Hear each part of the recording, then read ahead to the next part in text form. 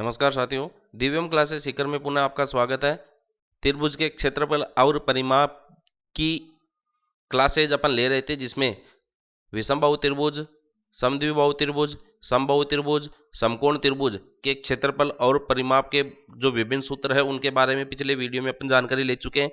आज के वीडियो में हम इसके आधारित जो अभ्यास के प्रश्न है उस पर डिस्कस करेंगे। इसके बाद में इस पर आधारित जो और मोर प्रैक्टिस के लिए जो क्वेश्चन है वो आपको टेलीग्राम पर उपलब्ध करवा दिए जाएंगे। देखिए, पहला क्वेश्चन क्या है। एक त्रिभुज की भुजाएं क्रमशः 5 सेमी, 6 सेमी व 9 सेंटीमीटर है।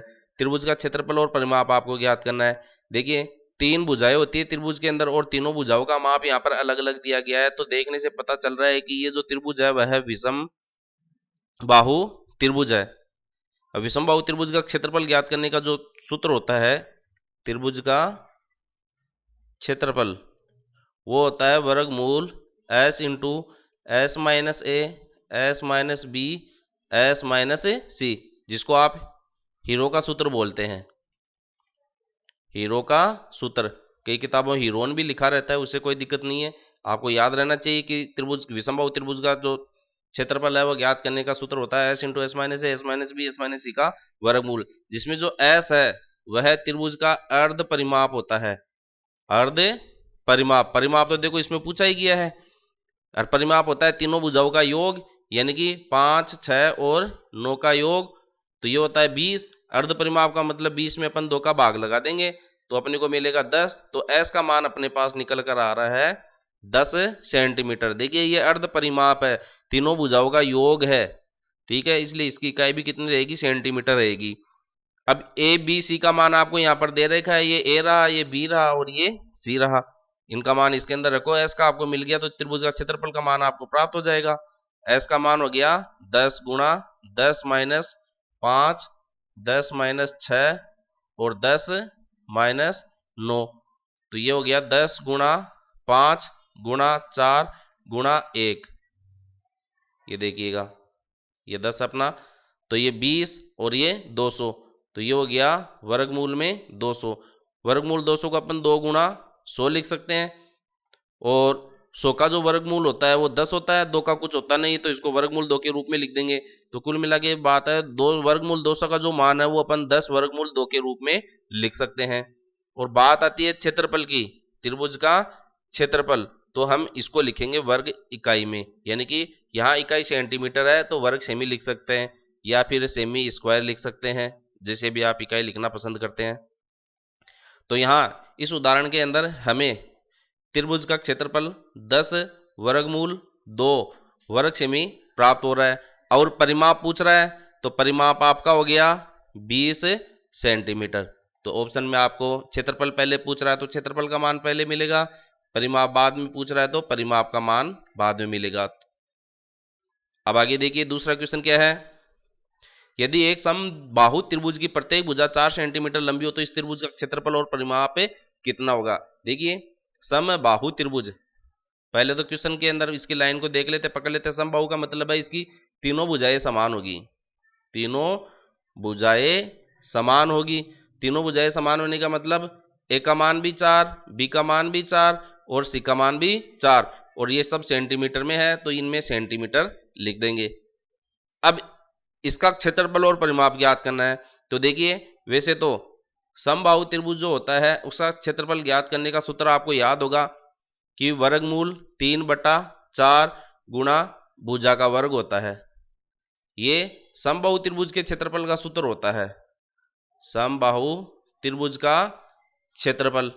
तो हम सूत्र के अंदर डायरेक्ट रख देते हैं, 3/4 गुणा भुजा का मतलब 4 सेंटीमीटर है तो 4 का वर्ग, 1 4 से 1 4 कट गया तो 4 वर्गमूल 3, 4 वर्गमूल 3 वर्ग सेमी, इसका क्षेत्रफल निकल कर आ रहा है।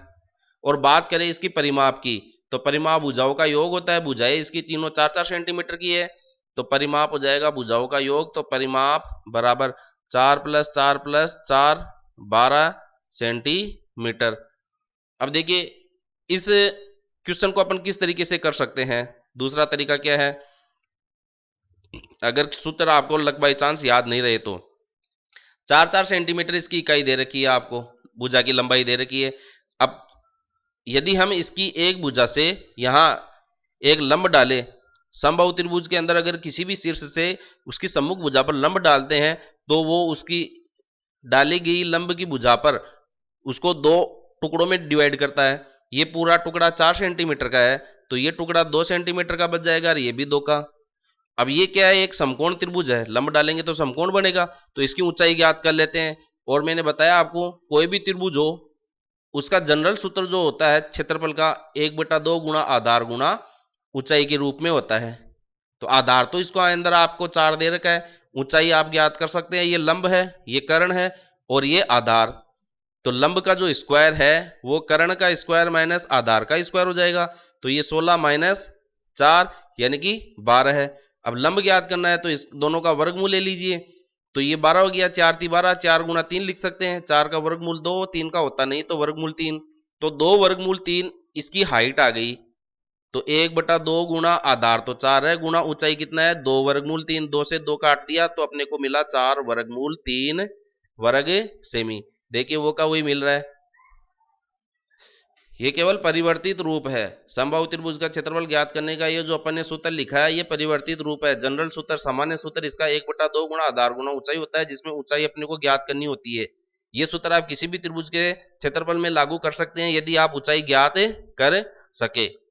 तो हो सके जहां तक तो जो चारों प्रकार के अपने पास त्रिभुज है, विषमबाहु त्रिभुज, समबाहु, समद्विबाहु और समकोण, इसके अंदर ऊंचाई ज्ञात करना अगर आप सीख जाते हैं तो ये अलग अलग सूत्र इनके याद रखना आवश्यक नहीं होगा। अब देखिए यदि एक समद्विबाहु त्रिभुज के लिए प्रत्येक समान भुजा की लंबाई a इकाई और तीसरी भुजा की लंबाई b इकाई दे रखी है, यानी कि दो जो समान भुजाएं हैं वो तो a सेंटीमीटर की है और जो असमान भुजा है वह 20 सेंटीमीटर की है। त्रिभुज के अंदर अपन जानते हैं कि जो जो दो समान लंबाई की भुजाएं हैं जिस तीसरी भुजा के शीर्ष पर मिलती है वहां पर जो कोण बनते हैं वो दोनों कोण भी क्या होते हैं, समान होते हैं। अब इसमें आपको इसका क्षेत्रफल पूछा गया है कि इसका क्षेत्रफल क्या होगा।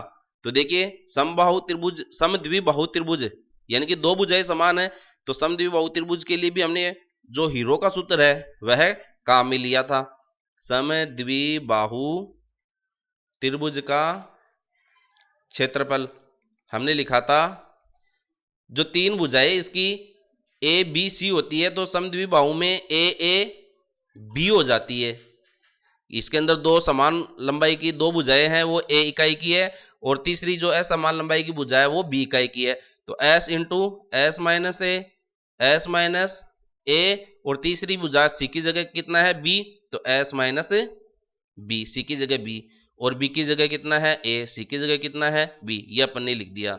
अब s क्या होता है, s अर्ध परिमाप होता है, तीनों भुजाओं का योग।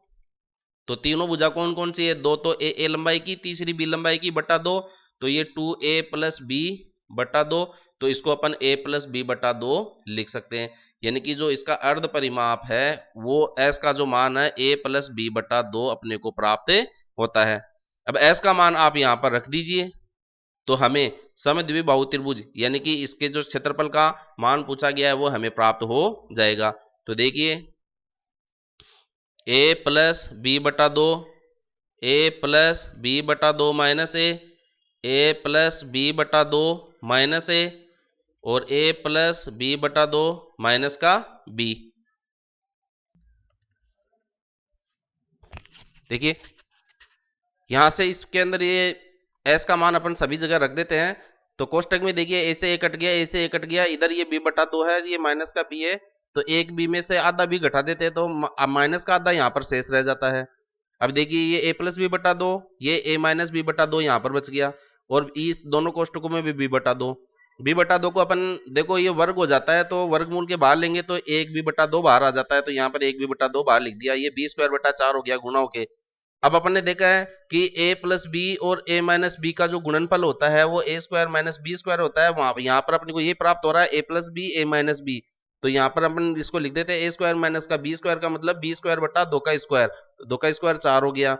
इसको थोड़ा सा लघुत्तम लेकर सरल करते हैं तो 4a² - b² बटा 4, 4 को भी अपन बाहर ले लेते हैं तो 2 बाहर में निकल आएगा वर्ग, क्योंकि 4 का वर्गमूल कितना होता है 2, तो ये 2 बाहर आ गया, तो ये b बटा 4 गुणा वर्गमूल 4a² - b² अपने को समद्विबाहु त्रिभुज का क्षेत्रफल प्राप्त होता है।